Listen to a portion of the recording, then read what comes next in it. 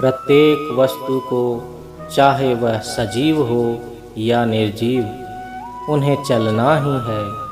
उन्हें विश्व ब्रह्मांड की चक्र नाभि से चलना है और फिर वहीं पहुंचना है। इस यात्रा में प्रत्येक मनुष्य को यह स्मरण रखना है कि उसे बाह्य जगत, भौतिक परिवेश और अंतर जगत, अंतर प्रेरणा के बीच संतुलन बनाते हुए चलना है। उसे यह बात क्षण भर के लिए भी भूलना नहीं है कि उसे चलना है। चरैवेति चरैवेति। स्थिर रहने के लिए कोई आया नहीं है और न आएगा। चलना ही उसका कर्तव्य है। जो चलना नहीं चाहते अथवा जो यथास्थिति बनाए रखना चाहते हैं, उन्हें यह जानना चाहिए कि स्थितावस्था नाम की कोई चीज़ इस विश्व ब्रह्मांड में नहीं है। कोई भी व्यष्टि स्थितावस्था स्थापित नहीं रख सकता। अतः यदि चलना ही है, रुकना जब नहीं है, पुरानी स्थिति को बनाए रखना जब संभव नहीं है, स्थिति में परिवर्तन होना ही है, तो ऐसा परिवर्तन लाना चाहिए जो क्रमशः उन्नीत हो, अधोगति नहीं हो, गति अवरुद्ध नहीं हो।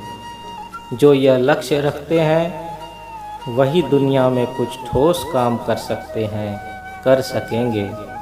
शेष लोग दुनिया के बोझ बनकर रह जाएंगे। तुम्हें दुनिया का बोझ बनना नहीं है।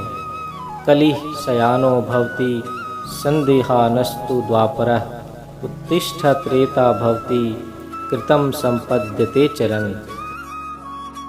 जो मनुष्य आलस्यवश कोई काम नहीं करते, उनका कोई मूल्य नहीं है, उनका कोई अस्तित्व मूल्य नहीं, एक फूटी कौड़ी की भी कीमत नहीं है।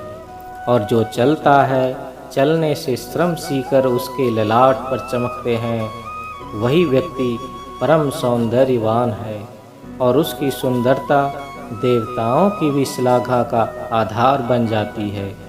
वे भी उन्हें धन्य धन्य कहते हैं। यदि गति उन्नीत नहीं होगी तो वह अवनति की ओर जाएगी, वहाँ दुर्गति होगी। अतः चरैवेति चरैवेति। जो मनुष्य सोते हैं उनके भाग्य भी सो जाते हैं, जो मनुष्य जग जाते हैं उनके भाग्य भी जग जाते हैं, जो उठकर खड़े हो जाते हैं उनके भाग्य भी उठकर खड़े हो जाते हैं। मनुष्य जब तक सोए रहते हैं उनके जीवन में कली काल है। कली काल और कुछ नहीं है, जड़ मनुष्यों का, निकम्मे मनुष्यों का जीवन ही कली काल है। जग गए तो उनके जीवन में द्वापर, उठ गए तो त्रेता, और जब चलने लगे तो सत्ययुग। तुम मनुष्यों को, सभी को साथ लेकर आगे बढ़ो, आगे बढ़ते रहो। श्री श्री आनंद मूर्ति।